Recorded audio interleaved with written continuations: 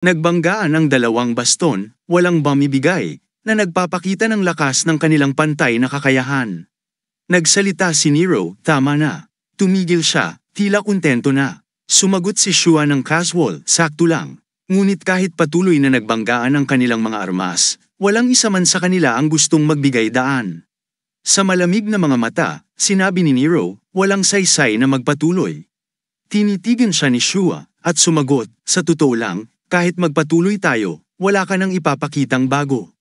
Ang kanyang mga salita ay tila may bahid ng pang-iinsulto, ngunit agad niyang ibinaba ang kanyang sandata at bahagyang yumukod, salamat sa pagbukas ng aking mata. Utang ko sa iyo ang malaking pasasalamat. Ang saloobin ni Shua ay tila salungat sa kanyang mga sinabi kanina.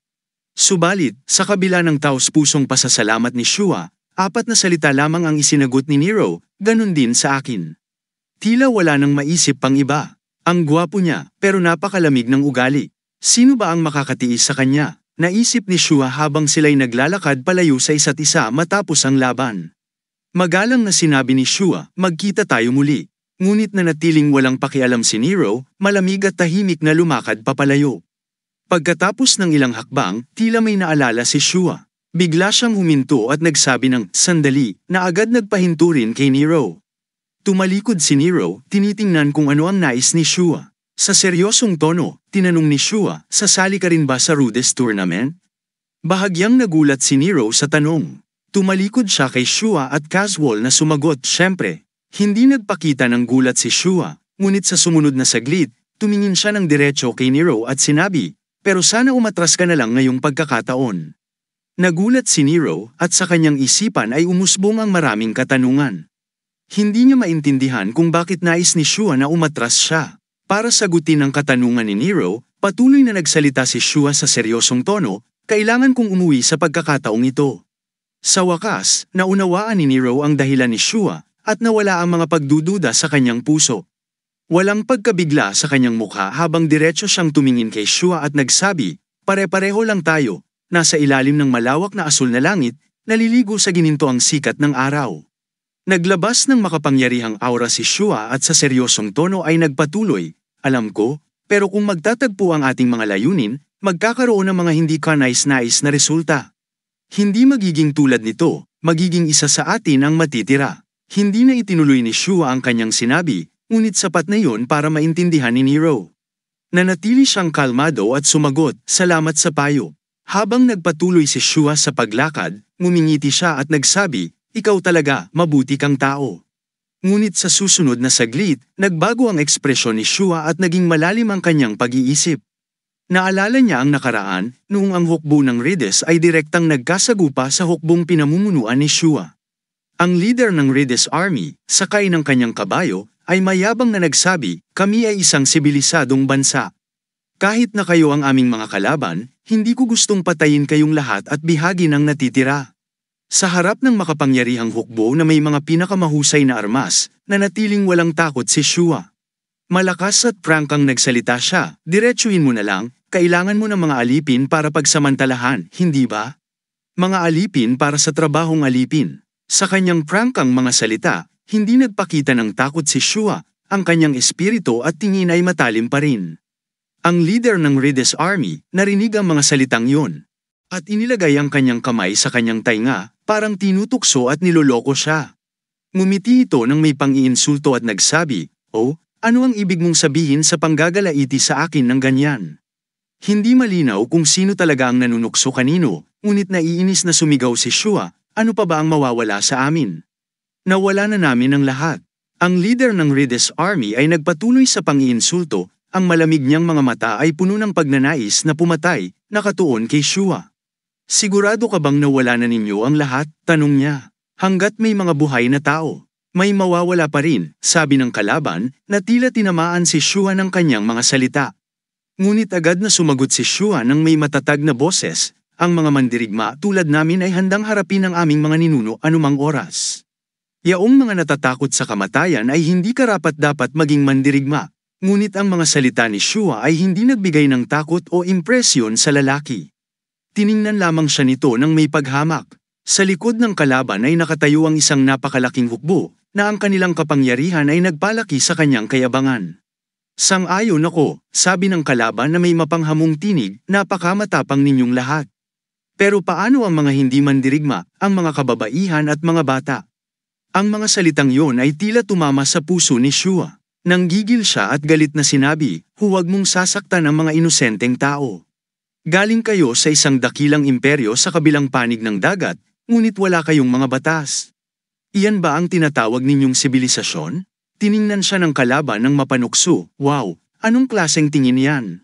Hindi ako natatakot dyan, syempre, ayaw namin ng kaguluhan, at ayaw din naming labanan kayo. Sa mga salitang yon, may ipinahayag siyang kondisyon. Mayroon akong isang kondisyon, gusto mo bang marinig ito? Hindi ito masalimuot o mahirap gawin. Nakangiti siyang tumingin kay Shua. Kung ipapakita mo ang iyong respeto at tatanggapin ang aming mga kondisyon, igagawad namin sa inyo ang kalayaan. Hindi nag-atubili si Shua na tanungin ng diretso, ano ang kondisyon? Itinuro ng kalaban ang kanyang kamay diretso kay Shua. Ang kanyang mga kahilingang tila di makatwiran ay nagpaalab sa damdamin ng iba, at narinig ang mga sigaw, katawa-tawa. Mas mabuti pang mamatay tayong lahat ng marangal at harapin ang ating mga ninuno. Ngunit nanatiling tahimik si Shua sa harap ng mga salitang yon. Hindi malinaw kung ano ang kanyang iniisip. Pagkatapos ay tinitigan niya ng matindi ang kalaban at seryosong sinabi, kung hindi natin kayang protektahan ang ating lupain at ang ating mga tao, anong mukha ang maipapakita natin sa ating mga ninuno? Dagdag pa niya, sa ngayon, ang tanging paraan para maiwasan ang pagkawasak ng ating tribo ay tanggapin ang kanilang mga kondisyon. Isang miyembro ng tribo ang nagsalita ng malakas, kung kailangan mo ng bihag, ako ang pupunta. Kailangan ng pinuno na alagaan ang tribo. Ngunit agad na humakbang si Shua upang pigilan siya. Tumayo siya ng buong tapang sa ilalim ng asul na kalangitan at sinabi, ako ang pupunta, at ito ang paraan ko ng pangangalaga sa tribo. Kung ako lamang ang haharap sa kahihiyan at matutulungan kong makaligtas ang buong tribo, masaya akong maging kanilang alipin. Malalim ang pagkilos ng mga tao sa tribo sa mga salitang ito, at tumulo ang kanilang mga luha. Isa sa kanila ay nagsabi, pero, ikaw ang aming pinuno. Paano kami? Sumagot si Shua, sa puso ko, ang mga inosenteng tao ang pinakamahalaga. Wala akong iniintindi na magsakripisyo ng kaunti para sa kanila. Huwag na kayong umiyak at alagaan ninyo ang inyong mga sarili. Magiging mas mahirap pa kapag wala ako, pero kahit hindi ako naririto, siguraduhin ninyong walang alitan at alagaan ninyo ang tribo. Dagdag pa niya, babalik ako, alam ninyo yun, hindi ba? Sa mga huling salitang yon, napaluha ang mga miyembro ng tribo habang sila'y yumukod. Oo, ang kanilang malakas na tugon, puno ng luha. Nakatulong ito kay Shua na mabawasan ang bigat sa kanyang puso. Dahan-dahan niyang ipinikit ang kanyang mga mata. Salamat, sagot ni Shua matapos ang kanyang taos-pusong pasasalamat. Ipinatong niya ang kanyang sandata at inalis ang sombrero sa kanyang ulo, saka tahimik na naglakad patungo sa lalaki. Bago siya tuluyang umalis, lumingon siya pabalik at inutos sa lahat, babalik ako agad. Iyon ang nangyari hindi matagal na nakalipas. Ngayon, dala ni Shua ang kanyang sandata sa kanyang balikat, tinitingnan ng malayo kung saan nakatira ang kanyang tribo. Sa isip niya, dapat akong makabalik. Kung sino man o anuman ang humadlang sa aking daan pauwi, wawasakin ko sila. Ang kanyang determinasyon at lakas ay lumakas sa pag-iisip na ito. Lumipat ang eksena sa labas ng isang palasyo. Isang nagmamadaling tinig ang nagsalita, Ginoo, may isang bisita na dumating.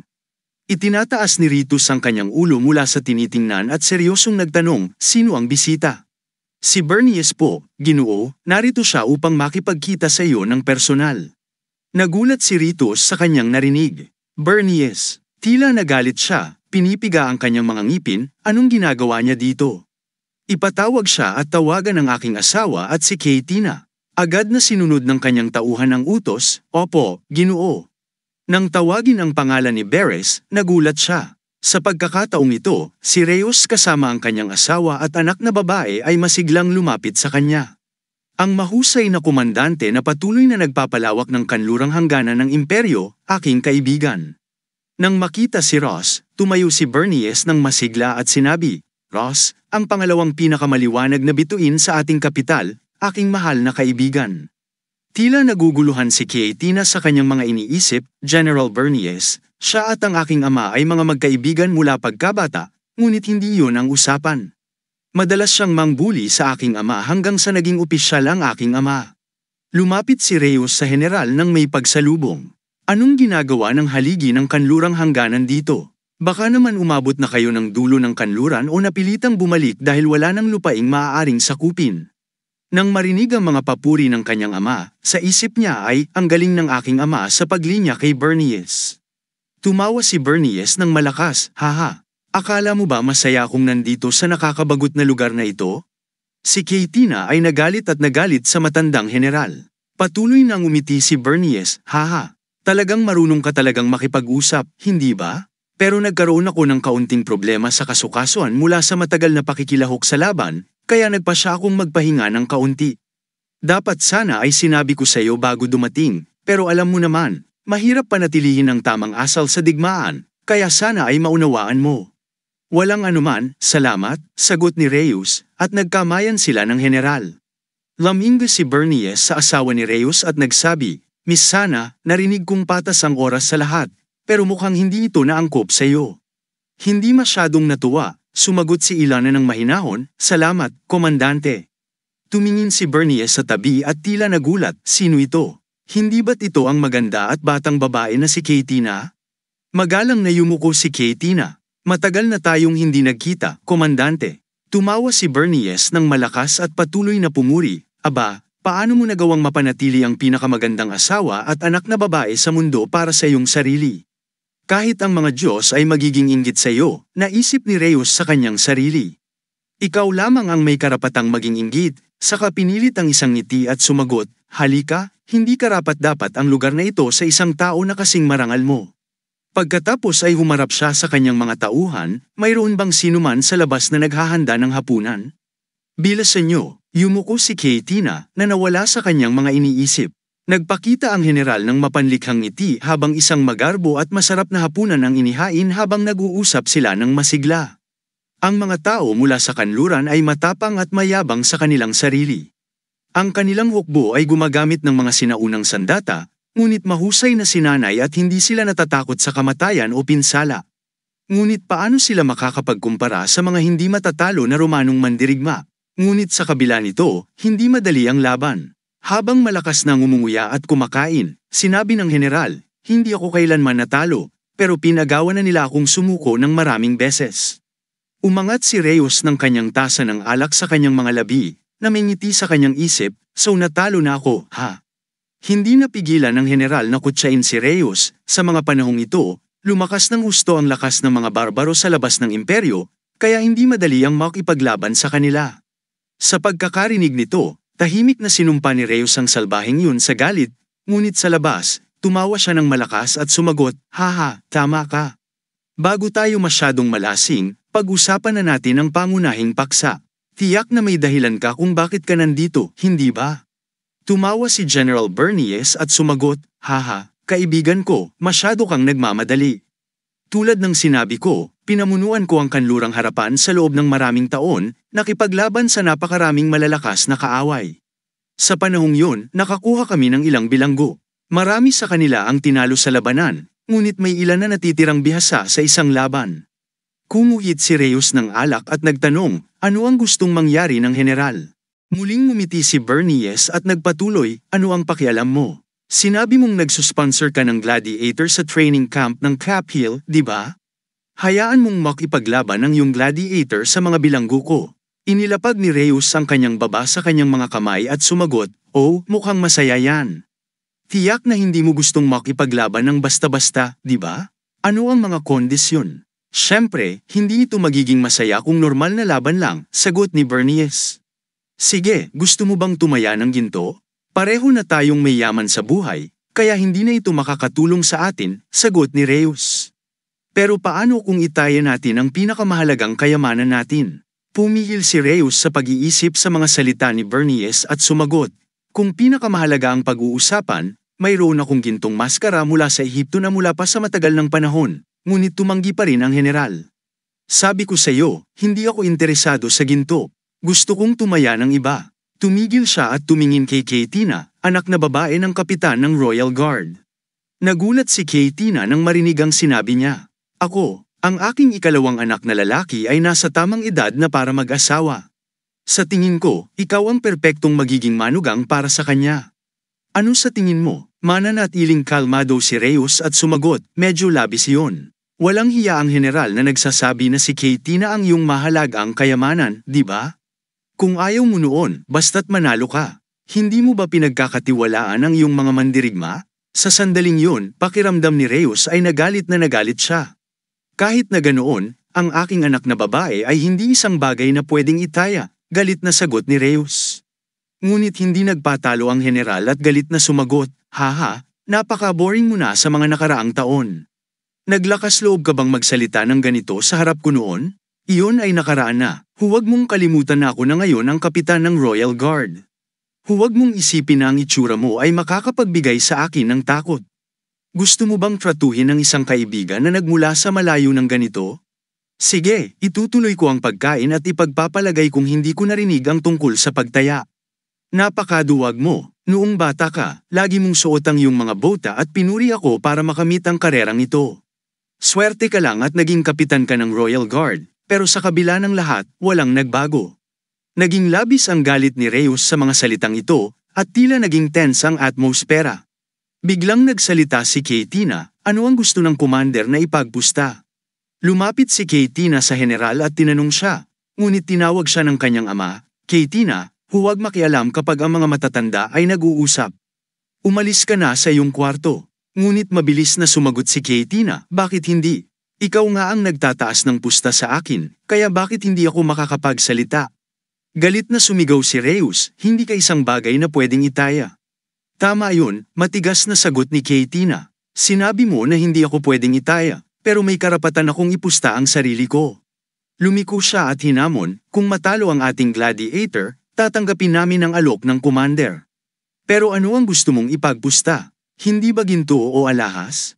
Nagtawanan ang general at sumagot, hindi ko alam, pero hindi ko iniisip na matatalo ako. Dapat ko bang ipagpusta ang aking anak?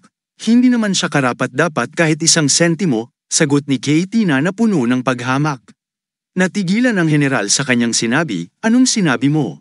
Binalikan siya ni Katie na sa nakaraan, noong araw na yun. Mula sa panganay hanggang sa bunso, wala silang halaga. Nagalit ang general at umusbong ang ugat sa kanyang mukha. Haha, mas matapang ka kaysa sa iyong ama. Sige, sabihin mo kung ano ang gusto mo, at makakakuha ka ng anuman na nais mo. Hindi nagpaligoy-ligoy si Katie na at direktang sinabi, ang inyong karangalan. Nagulat ang general at nagtanong, ang aking karangalan. Kung matatalo ka sa harap ng lahat ng mamamayan ng Roma, dapat kang lumuhad sa harap ng aking ama at mangako na tratuhin siyang parang kapatid mo habang buhay. Sa pagdinig ng kasuklam-suklam na pahayag ng kanyang anak na babae, labis na nagalit si Reyes. Katie na, ngunit sa kabila ng lahat, nagkasundo ang general, sige, tinatanggap ko. Tumingin si Reyes sa general na galit, sandali, hindi ko naman ito sinang-ayunan. Ngunit tila hindi na kinakailangan ang kanyang pahintulot, at nagpatuloy ang general, sang-ayon na ang magkabilang panig sa pusta. Magiging matatag na ang anak na 20 taong gulang ng kapitan ng Royal Guard, mas matapang pa kaysa noon. Magkakaroon tayo ng 3 laban, 1 sa 1, 2 sa 2, at 3 sa 3. Ang sinumang manalo sa unang 2 laban ang mananalo sa kabuuan. Magaganap ang laban sa loob ng 4 na linggo. Nagpaalam siya, ngayon, aalis na ako. Sa palagay ko, sapat na ang nainom ko. Hinampas ng general ang baso sa mesa. Lumingon si Reyes at galit na sumigaw sa kanyang anak na babae, bakit ka gumawa ng ganitong hanggal na desisyon? Ngunit hindi siya natakot at matibay na sumagot, una sa lahat, naiinis sila sa kanya, at mayroon tayong Nero at Shua. Huwag mag-alala, basta't kasama natin sila, tiyak na mananalo tayo. Sabi ni Reyes habang unti-unting bumabalik ang kanyang pagkontrol sa sarili. Tinawag niya ang pangalan ng kanyang anak na si Katie na, at sumagot siya. Inilagay ni Reyes ang kanyang kamay sa kanyang baba at mahinahong sinabi sa kanya, ang tatay mo ay isang nagwagi. Maraming beses na akong naglaro at nagpusta. May mga pagkakataong kailangan kong ipagsapalaran ang aking buong kayamanan at kahit ang aking buhay, ngunit ganito ako nakarating dito. Pero hindi ko kailanman ipinasok ang pastahan sa iyo o sa iyong ina. Dahil dito, nagalit siya at itinataas ang kanyang boses, walang pagkakataon. Kahit na manalo ako, hindi ka kailanman naging bagay na ipapusta. Naging tahimik si Katie na sa mga salita ng kanyang ama. Tumugon siya, pero ngayon, huli na ang lahat. Hindi kita sisihin sa kahit anuman, at dahil nangyari na ito, kailangan kong manalo sa lahat ng bagay. Una, para protektahan ang aking anak. Pangalawa, upang bayaran ang mga utang ng aking kabataan. Marami kayong kasaysayan ng Commander Bernies, hindi ba? Umupo si Reyes at nag-usap sa kanyang dalawang tagapagsubok. Noong bata ako, wala akong kayamanan o pag-aari, may maliit na titulo lamang, kaya't napakahirap para sa akin. Napakaswerte ko na si Bernies, ang tagapagmana ng isang tanyag na pamilyang noble, ay nakipaglaro sa akin kahit noong pin-pick up ko lang ang mga bola para sa kanya. Noong nag-unbutton ang kanyang sapatos, kinailangan kong lumuhad para atali ito para sa kanya. Nakaya ko ang lahat ng iyon at hindi ko naramdaman ang kahihiyan dahil naniwala akong ang mga aksyon na iyon ay magdadala sa akin sa mas mabuting buhay. Ngunit sa kabila ng lahat, hindi ako naging masaya kasama siya. Naging tahimik ang dalawa sa mga salitang ito, hindi alam kung ano ang sasabihin. Hamampas si Reyes sa mesa ng galit at nagpatuloy, hanggang ngayon, kahit na ako ang kapitan ng Royal Guard, patuloy pa rin siyang nagbibigay pansin sa aking anak na babae at sinadyang hamanin ako. Gagamitin ko ang pagkakataong ito upang ipakita sa kanya kung sino talaga ako. Sumagot ang manager ng Gladiator Training Camp, tama yan. Kailangan nating piliin ang 6 na pinakamahuhusay na gladiator. Naisip ni Abydos, kung gusto niyang bayaran ang utang, dapat siyang hamanin ng general sa isang duelo para protektahan ang kanyang dangal. Bakit kailangan pang magdusa ng iba? Ngunit sabik ang manager at sinabi, maaari akong magdala ng 16, hindi lamang 6, hindi ba totoo yun, Coach Abydos? Sumagot si Abydos, kung kailangan mo ng dami, maaari tayong magdala ng 60, ngunit kung kailangan mo ng kalidad, hindi madaling makakuha ng 60. Ngunit sa isang laban na dapat tayong pumili ng 6 na tiyak na mananalo, nagiging napakahirap ng pagpili. Maging si Reyes ay tiwala at sumagot, walang komplikado rito, piliin lamang ang 6 na may pinakamataas na ranggo. Ipinaliwanag ni Abydos, hindi mo ba sinabi na nagmungkahi ang kalaban ng 3 laban, 1 sa 1, 2 sa 2, at 3 sa 3? Isang espesyal na laban ito, isang napaka-rare na sitwasyon. Ngunit ang katotohanan na nagmungkahi siya ng ganitong paraan ay nangangahulugang ang kanyang mga mandirigma ay pamilyar na sa ganitong uri ng laban, kaya tiyak na mayroon silang isang pares o koponan ng 3 na regular na naglalaban at isang makapangyarihang mandirigma na palaging nakakasiguro ng tagumpay para sa kanila. Dahil dito, nahulog ang mukha ng kapitan mula kay Abydos, at idinagdag ni Abydos, dapat mong isipin muli ang laban na ito. Sa totoo lang, kahit bago pa man nagsimula ang laban, isa na tayong hakbang na atras sa taktika. Alam kong mahirap para sa iyo na pakinggan ito sa ngayon.